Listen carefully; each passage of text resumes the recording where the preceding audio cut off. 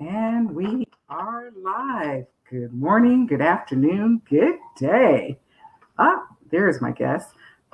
Just want to thank you for tuning in to Lyonsview Realty Financial Fridays. My name is Clara Lyons-DeVaughn. I am the broker owner of Lyonsview Realty. Our team provides residential, commercial for small businesses and nonprofits, and property management services.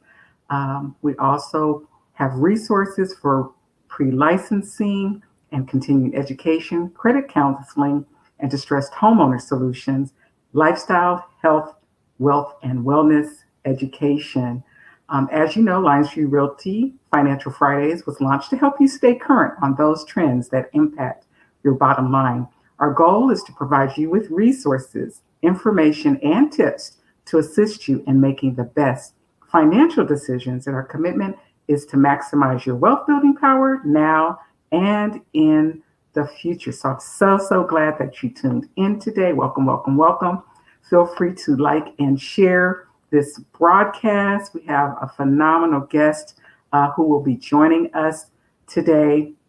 And remember, our guests are here as a resource to you. So take advantage of the information. If you have any questions or comments, put them in the chat and we will ask those questions during the broadcast. So I am going to bring on the guest. Oh, there he is. Hi. Hey, how's it going? I'm good. I'm good. How are you? Good. Glad to be here. Awesome. Thanks for joining us today. We've been talking about we've been in the offer series, right? And we've been talking about the three things that a seller looks for when they're reviewing the offer, because price isn't the most important thing. They want to know about the financing, they want to know about the terms of the offer. We also talked about the 7 things that people need to provide to their real estate professional when they're making an offer. One is the property address, the price, earnest money deposit, the type of financing that they might be using, the down payment or mortgage that they would be using, the terms, and if they need a seller concession, something like that, and the close date. And then we talked about the most important thing, if you don't have cash, which is that mortgage letter, having a pre-approval letter versus a pre-qualification. So if you missed any of those broadcasts, you can go to the YouTube channel, check out those broadcasts. A lot of really great information, especially the one on the approval letter. We had 2 lenders come on and they really kind of got deep about the things that the lender is looking for to get you a pre-approval letter. And, you got to know how much money you have to spend, and it makes you more competitive. So today we are going to be talking about rehab versus move-in ready. So a lot of times when this is a bonus session, when you're doing an offer, sometimes in a competitive environment, it's kind of crazy.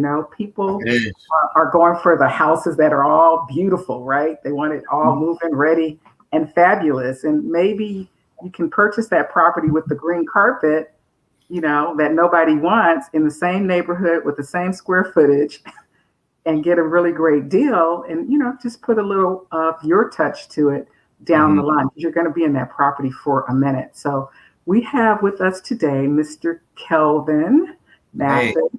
Hello. Hey, how are you? So I'm excited to be here. It was a little battle, but I'm here, man. In this business, every day is a struggle. It's a fight, Yes, indeed. So tell our audience a little bit about yourself and also about your business. Okay, so my company name is Maybelle Acquisitions. Well, Maybelle is named after my daughters, of course. My twin daughters, Isabel and Malaya. And we've been going strong for like a year and a half now, and just been snowballing. Started off with wholesaling, got into like playing with Airbnbs, got into just all kind of things. Construction, we got a new build we're doing in Willingboro, just all kind of things. And the main foundation of my business is just like sourcing, getting in touch with as many people as we know that has a property, and then, seeing what kind of help they need first. That's the main thing. How can we help you? And, if we can do something to help you, regardless if it's us buying your property or not. Can we help you out, to get to your next step in life? We're just helping people get on to the next step in their life for the most part. And providing information, man, because, a lot of people just don't know what's going on sometimes. And that's pretty much where we're at. We're in the business of solving problems. Yeah. And I always say, well, my business is relationships first, and, profit and everything else comes after. What's meant to be is what's going to be. Indeed, indeed. I actually showed property this morning. I was telling my clients, what's for you is for you, right? Yeah, and my mantra for myself is I have ESP, expertise, solutions, which is what Kelvin is excellent at, solutions, and patience. A lot of times, clients don't have patience to wait on what's for them. So that all those things are very, very important when you're presenting offers, especially in this market. Kelvin, what got you started in real estate? Just wanting more. Like, I always had a passion of real estate because I love talking to people, but just I got tired of working where I was at, and it was just like surround. I was watching this podcast earlier today, and it touched me because it's like just surrounding yourself around like-minded people, And sometimes when you're working or you're in this workspace where nobody else shares the same passion as you, it can kind of like just drown you out. And I just started chasing that calling that I had, and it just worked out. So that was pretty much, this has always been on my mind. I always got excited listening to YouTube shows and podcasts and trying to feed my brain with it to keep it on me. And then I manifested it. As I pushed towards it, it came towards me. Indeed. That's really important. It's like setting a vision for yourself. And when you set that vision, like you said, the universe aligns with what you're about and what you've got going on. And what I'm noticing is that opportunities pop up. You just have to be ready when those opportunities come up to be able to take advantage of those things. Indeed. So this, as you know, is a crazy market, and a lot of times, as I mentioned earlier, people are putting in offers, and they want the house that's in, I'll call it HGTV condition. Everything is done. The staging is beautiful, and beautiful staging in a house can make it look bigger than it actually is. Oh, yeah. When you take all that furniture out and you put your furniture in, you go, this may not be working for me. But what would you say are some of the pros and cons, to rehabbing a property in terms? So, pros and cons of rehabbing a property. So, I will start with this question before I answer that. Like, who eyes are we put? Is this for the buyer or is this for like the flipper? Like, is this advice for the person that wants to flip the house or the person that wants to buy the house? The person who wants to buy the house. Well, actually, let's back up another step. So if we're dealing with the homeowners at this point, right, and they're walking into a property, like what projects do you think are manageable for a homeowner to take on? And when should they bring someone like you on, a contractor, for help? Let's start there first. Well, if you're going to a property that's like as is condition, but maybe your realtor told you, it doesn't need that much work or this and that, the first thing I want you to do is to be realistic. Like, don't let the attitude and the hype of the market distract you. You know what I mean? Because you don't want to. This is one of the biggest purchases in your life, for the most part. And you got to make sure, because once you make that purchase, you have to live with that. You know what I mean? And like you say, you don't want to buy a house where you're just so hype off the fact that you got your offer accepted, or you feel like you got a good chance to get the house, that you start turning a blind eye to things like, I can touch this up, or I can paint this myself, right? You got to make sure, And what I've been seeing a lot of is that this market is in so much demand that, I'm seeing other realtor buddies and stuff that I have that, they're saying if you want to get your offer accepted, you got to waive all inspections and all appraisals and everything. And it's like, to me personally, it's not worth it sometimes, because like I said, when all the hype dies 10, 20, 30 years from now, you're still going to have this house. So your foundation should be being aware and being patient. And if you do have a good contractor that like I know for the most part it's hard for them to be on standby because everybody's busy, but try to your best to set it up where they can come with you and let you know what you can get away with and which, because you can't, if you don't know anything about construction or if you don't know anything about rehabbing, don't make a mistake, or don't try to even at a car dealership, right? Same thing. You might want a car so bad, and they say you can get approved for this type of car, and you get in there, and what you do? Oh, it's not that tight, or no, it's not that bad on gas. You start telling yourself stuff, but I just don't recommend that. Know what you can do, and know what you can't do. You know what I mean? For the most part, because it's a lot of stuff going on. Demand is like super high, and supply is super low. So when demand is very high like that and supply is super low, supply has the upper hand. They might, oh, we don't got to do this much to this property, or we'll sell it as it. You know what I mean? They don't have to. On the supply side, they don't have to put in that much effort, because in this market right now, shelter is gold. It's hard to find a house, whether you're buying a house or even if you're trying to find a house to rent. Shelter is gold right now, so it's less effort on that side. Right. Now, let's say on the flip side, let's just say that supply was very high and demand was like not as high. What happens on the supply side? They got to go all out with their properties. They got to make sure it's the best of the best because they want it to sell. But the effort side on the supply is, you don't have to do too much because everybody needs a house. So I recommend anybody buying a house to do your due diligence, educate yourself, take a small class if you can to know what you're getting into, and just ignore the want as bad as the logic. You got to really focus on what you're getting into and be okay with saying no. Be okay with, hey, I got to get my contract over there to check it out. And if I can't, that's fine. You got to stick to your numbers, stick to what you can do. And that's what we do in our business. Even when we make offers on properties that are as is and whatnot, we stick to our guns. Like, I know at this amount, this works for me. If it doesn't work for you, that's okay. We can still be friends. I'm going to move on until what works for me clicks. Indeed. And let's hit that. So we talked about, for people who are looking to actually live in the property, but let's look at folks who are investing, for profit. Those people who are interested in doing either a fix and flip and type of investment. What do they need to do to prepare to enter that whole fix and flip arena? And what should they be looking for?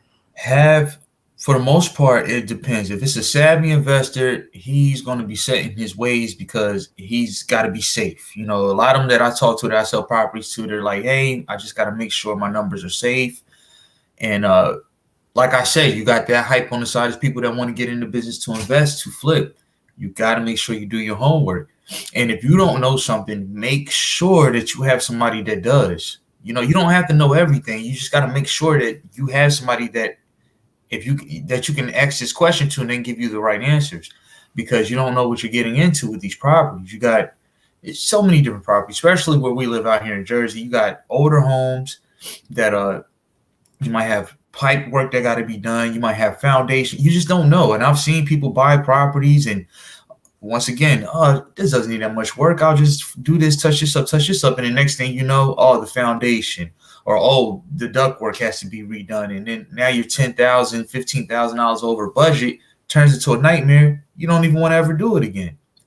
So like I always say, the acquisition always sets the tone for the disposition. So how you acquire something will always affect how you dispose of it, whether that's buying a new house, when you sell it, or buying your next flip project. You make your money on the buy. You know what I mean? That's where it all starts. So that's pretty much my take on it. It's just being aware. I don't say that to scare anybody. I just say it to.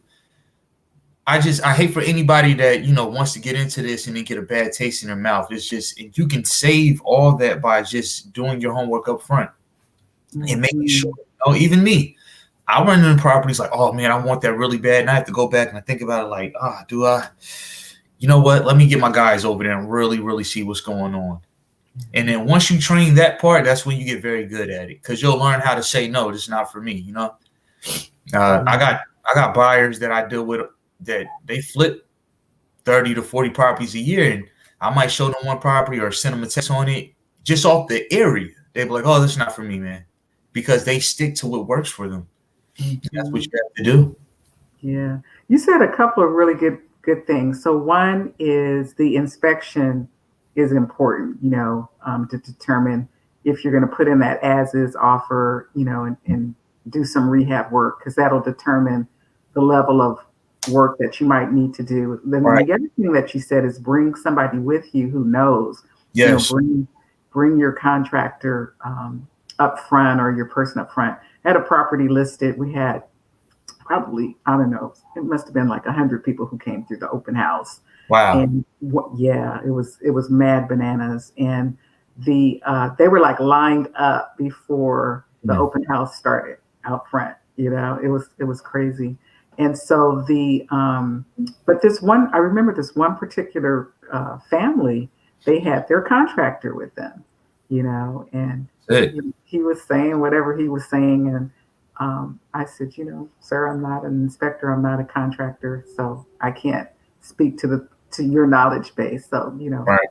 but I can listen, because I'm always learning. So, if you can bring your contractor. And then the third thing you said that was really, really special, I think, is really know what it is you like, what your bottom line is in terms of what you want and Hmm. need. Hmm. What your bottom line is for your numbers, what your bottom line is for the amount of money that you're going to be able to put in to that property, if it's an as is, and factor all that into the offer price that you're going to give for that property based on Right. those things. Clients will ask me all the time, what should I offer? And I'm like, I don't have to write that check every month. You have to write what you are comfortable with, Hmm. you know, what you're comfortable with, what you're willing to pay. And sometimes you might have to take a step back and say, I might not get everything on my checklist for the amount of money that I'm willing to pay, or the amount of investment I'm willing to make, after I've paid. So whatever rehab work I need to do, all of that has to balance out after you pay your down payment, your earnest money, your closing costs. How much money are you going to have left over? What other things do you need to do to that property Hmm. um, at that point? And that's not counting the cosmetic stuff, the furniture, the niceties that you want to make it look Right. the way you want to make it look. So all of those are really, really valuable points. Um, so I guess one of the pieces of advice for an RE investor, a beginner, is know your numbers. What other advice would you give to a beginning person who's on the investment side? Know your numbers. Stay and do your homework. Like you don't gotta get into analysis paralysis where you're just studying everything. And I've seen that before too. Like I've had a new investor couple, and it was like, oh my god, you should have seen them. They were prepared, but they were so prepared that it was just like you were so focused that you wasn't focused. Like they were going off every tip that they ever read or known about, and it's just like you don't have to do all that. Like you're better off putting somebody there that's experienced, bringing Mhm. somebody with you. You know what I mean? Just knowing the facts. Like don't let the hype hurt you when the hype's dead and gone, and you still have to carry this mortgage or this project because you got to live with it till it's done. And another thing I like to bring to attention is a keynote for like home buyers. From what I've seen is it depends. Like when you certain properties you're going to, like that's once again, it's key to make sure that you got somebody else that knows what you can get away with. Because, for example, right, let's see you get a house, and let's just say it's fairly new, and it doesn't really need anything. Like when you Mhm. see it, you can get that feeling like, oh yeah, all I gotta do is just paint it here and I'm fine. Still bring that contractor with you or that person that knows houses because here's the catch, right? You got this house. Let's say maybe you just know there's 50 to 100 offers on it, right? So Mhm. you know that your strongest point to get your offer accepted, that no inspection, you're waiving everything, so that way on the realtor side, it's like, oh yeah, we got to take this one. This person really, really wants it. I think we're good. That's fine to do that, but only do that because the person you brung to check the property with you said, "No, you're fine. I checked everything in here, And I'm telling you, man, you might only be a couple grand to me to touch up a few things, but you're okay to do that if that's the kind of offer you want to put in. That's how you buy a house. You know what I mean? Yeah. You can't just do it because you went in there and, oh no, it feels clean in here, it feels fresh in here. No, you can't do that, because you got to bring somebody that sees what's behind the walls. You know what I mean? Good point. See what's behind the walls. Because a lot of times we're looking on the outside. That's that's even in relationships. Sometimes, you're looking at the package looks good on the outside, but Mhm. who's that person on the inside? Look, dig a little deeper. So Right. knowing what to look for, the heating system, you know, Right. very few clients do an HVAC inspection, right? I had a gentleman who attends our church. He deals with HVAC. That's his business, and he came on, and it doesn't cost that much to have someone come out and check out. That's like one of the major systems. If you can't do that, if you can't afford to do that, definitely get a home warranty. We had someone come and talk about home warranties too. So if that system goes out, and we live in New Jersey, it gets cold in the winter. So Yeah.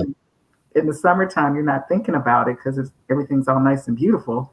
Mm-hmm. But you have a backup, so that major system, heating, air conditioning, would get replaced. People look at the roofs and they say, everyone says, "Oh, the roof is old," and I'm like, most people do not repair a roof in the lifetime of them being in a home. They don't. Right. It's not a deferred maintenance item that anyone does until the roof starts to leak. So Right. if it's not leaking, pretty much would you say they're okay? Because you can't determine when a roof is going to start to leak, or are there signs that you can say, Mm-hmm. this That's is an when indicator.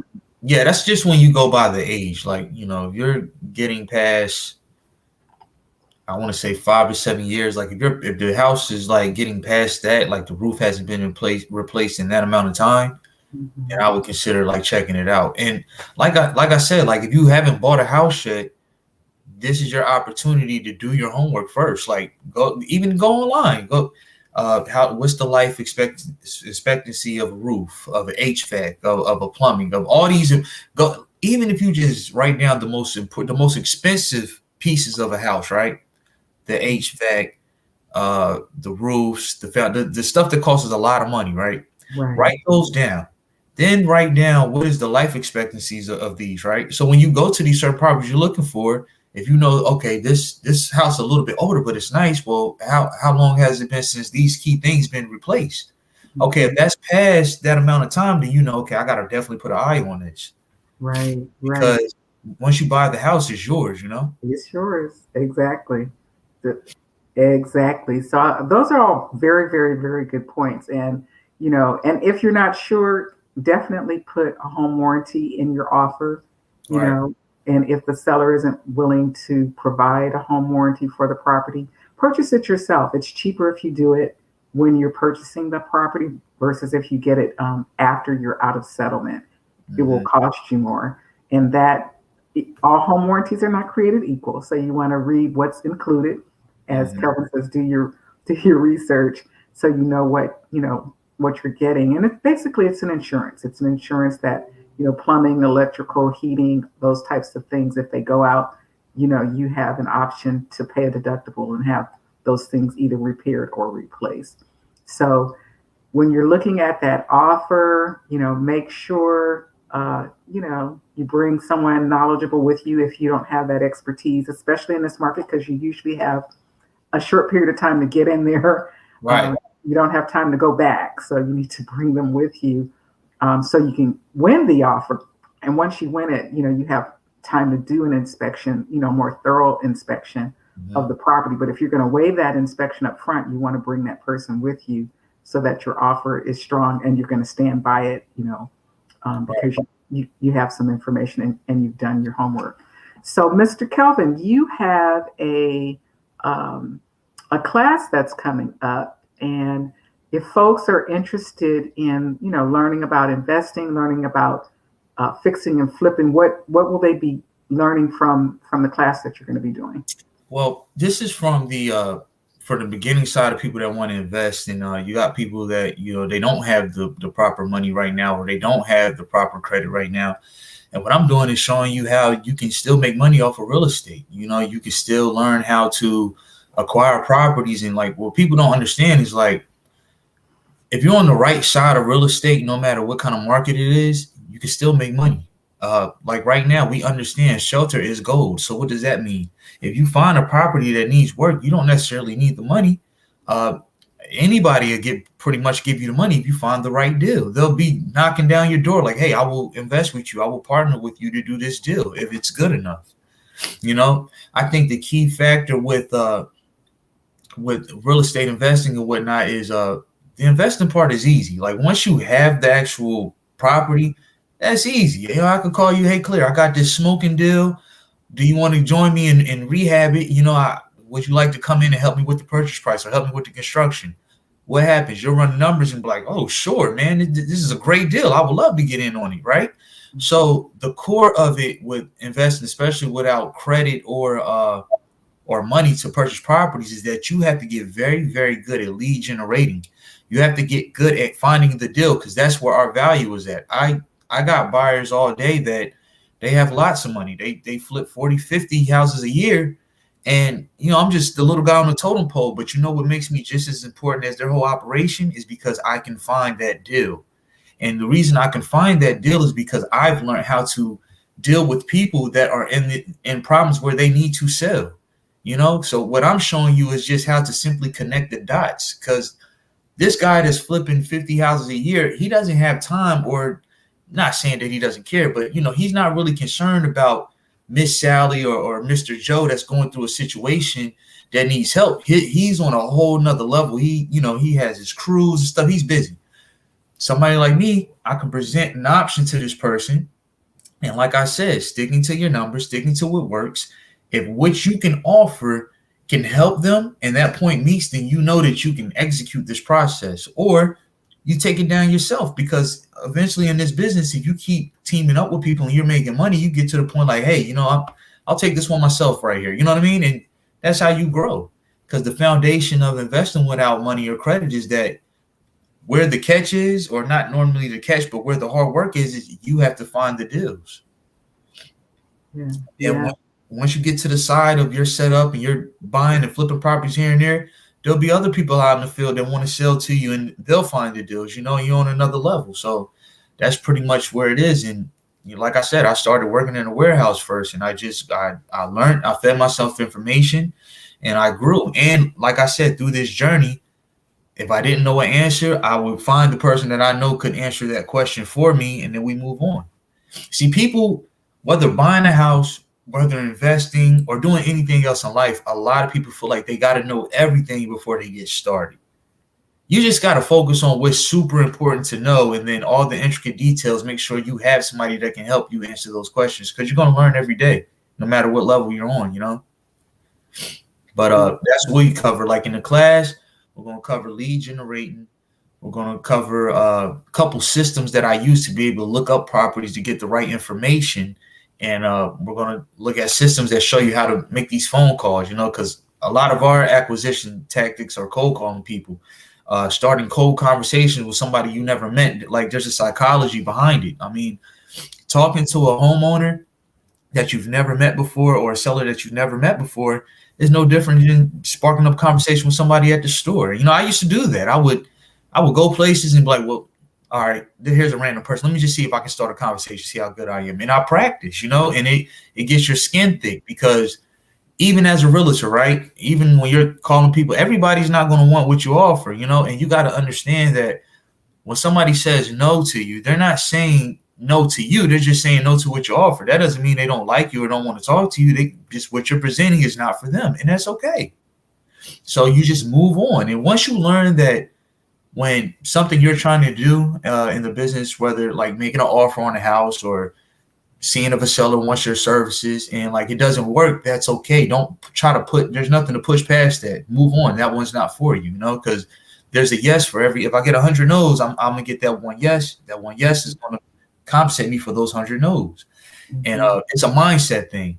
And I feel like whether you're buying a house, whether you're investing, whatever you're doing, make sure you have your mind right, because these are things we got to deal with and we got to live with. Like purchasing a home, make sure your mindset is together, and that's the main thing. So in the class, we're going to cover mindset, lead generating systems, and just learning how to execute, having an exit strategy. Indeed. So, how do people get in touch with you, or do you have a link yet for uh, the class? Yeah, well, we're working on the link in the lead page and everything, but right now you can hit me on Facebook, Maybelle Acquisitions, and you can also email me and just let me know that you want to join by putting maybellebuyers@gmail.com. And those are the two main ways. And I'm I respond on my phone very rapidly, so I'm always there. I'm always working, so I'll see it.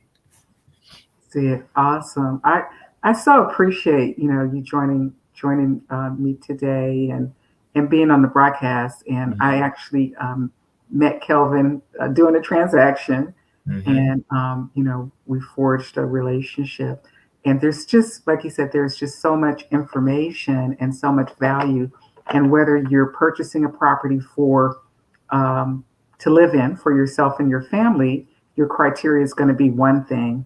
And if Mm-hmm. you're purchasing it as an investor, your criteria is going to be something totally different. And Right. it's really important to understand the distinctions between the two, and also understand, how much you're willing to invest in that property and what you're looking for when you present your offer up front. Right. Because people want to go back and say, oh, now I want to lower my offer, or now I want to offer more money when they see, the values come up a particular way. So doing your homework in advance, surrounding yourself with real estate professionals, contractors, other people in the industry who can assist you and answer the questions that you need answered. I think I'm going to Yes. have somebody come on and talk about solar because that keeps coming up a lot. Oh man, yeah, that's a whole nother beast. But like you just said about the offer, so whether you're buying a home for you to live in or whether you're buying a home to invest in as an investment, it's always going to come down to your offer, right? So even with my business, I used to be like, when I would deal with a seller and make an offer, I'd be like, oh man, I hope it's not too low. I hope it's not too high. And where I got good at was, you know what? I'm going to make sure that I'm educated to make the best offer that I know I can make. So even if I don't get it, I know, hey, that was the best that I could do. I wouldn't, I never want to buy something where I felt that I bought it too high or I did too low. I just want to focus on doing the best job ever on my offer. So that way, if it doesn't work, I know, I did the best that I could. I did the numbers. I looked at everything the best that I could before I said what I could offer.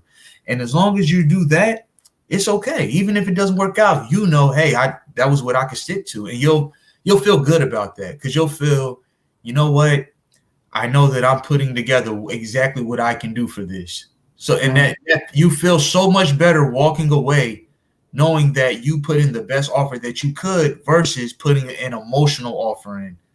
Because see, that's a hit or miss, and you don't want that, Yeah, yeah, and that's happening too. So because you Mm-hmm. got to know the lenders were on in the previous show, and oh my gosh, my battery is running low. Okay, but we're good. So and they were talking about the cost to do the deal, Mm-hmm. and a lot of times people are not aware of the cost to do the deal. Number one important thing, whether it's your cash, whether it's a letter from a lender, whether it's a letter from an investor that's going to be funding your project, you have to know your numbers. You have to know what it's costing you to do this deal, and that's not just the acquisition, as you say, price, but also the cost to do any repairs, rehab, to get it to be what you need it to be, to move, for it to have the. And it all starts with the offer. Like you said, if you have, even if you don't know all the expenses, reach out to you, Ms. Clear, and hey, I'm looking at this property. What would be all my costs? Know what all those costs are, and that goes on top of what your offer. Like the offer that you offer is what the seller's getting. That's the acquisition. So everything else goes on top of that. Then you know what your full cost is to dispose of it or do whatever you do. So that offer is critical, man, because that's where it all starts. I don't want to scare people, but like when you buying that first time house or whatever, just think about that offer is the first step for your new life or whatever, your new journey. It all starts with that number that you put out, and if they accept it. So, a lot of investors, a lot of people say you make your money on the buy, not on the sell. The way it's very important. The way you enter, right? That's the beginning. That's the foundation of whatever you're doing in business and real estate. Do your homework, do your numbers. Don't be scared. Don't worry about how they might feel about it, because they're not going to be there when this sale go down. Like, it's going to be your house. So it's critical that you make sure you stick behind what you're offering, and like, I'm comfortable with this. Anything out of this, I'm not. And make some room for negotiation. That's a whole nother art. You sometimes with even the investment side, sometimes you got to anchor a little bit low because they're going to come back in. But you anchor low, they say that doesn't work. Well, what does work? Boom, they're right at the number you really want. It's all strategy, Indeed. And I think people having a little bit of investor knowledge, even when they're buying a regular house for themselves, that gives you the upper advantage because you kind of know what's going on, Mm-hmm. So Mm-hmm. I think it's all worth it, man. I love the business. I'm here, I can hear your passion. I'm loving it. I can hear the passion, and it's a beautiful business. And like you said, people such as yourself and the team are really, really important in Mm-hmm. helping people to get, to make it a win-win-win for everybody involved. Right. The seller's happy, the buyer's happy, all the investors are happy. It's just a good situation all the way around when you can do a win-win-win. And this is a win-win-win market. Yeah. And that's what you want. You want everybody to be happy. You want everybody to, hey, if I see that person I bought the house from down the line, hey, how you doing? How's everything's great? Good. That's a good deal. Everybody's happy, continuing to be happy, Indeed. So it all starts with people just knowing their numbers. Indeed. Indeed. Well, I want to thank you. I want to thank the viewers. There's Ms. Salama. Thank you for tuning in today. Whether you watched it live or you're watching the replay, definitely like and share this video with others, and subscribe to the channel. If you have any questions or you want to reach out to Mr. Mathis, you can put that in the comment section. But I just want to thank everyone for watching today. Financial Fridays, we're here to provide you with resources, information, and tips on the trends that will impact your bottom line. So I hope that you receive something of value today. As always, send love, light, and prayers out to anyone who has lost someone. If you have anybody in the hospital for whatever reason, we're coming out of the pandemic, so physical distancing is a little bit different, but wear your mask. I was in the store today and the guy was like, "Oh, I don't have my mask on, but I've been vaccinated." It's like, no, you still need to wear your mask because you can still transmit to people. So keep that in mind. And, for our essential employees, those people who are providing those needed services, healthcare, transportation, food, police, fire protection, and definitely our leadership, just encourage everyone to take care of yourself, take care of your family, and stay safe. My name is Clara Lyons-DeVaughn, and Financial Fridays streams on Facebook and YouTube on Fridays at 9:30 Eastern Standard Time. So feel free to join us again. Until then, keep living your best life. That's it. Thanks, Kelvin. Appreciate you. All right. Take it easy. You as well.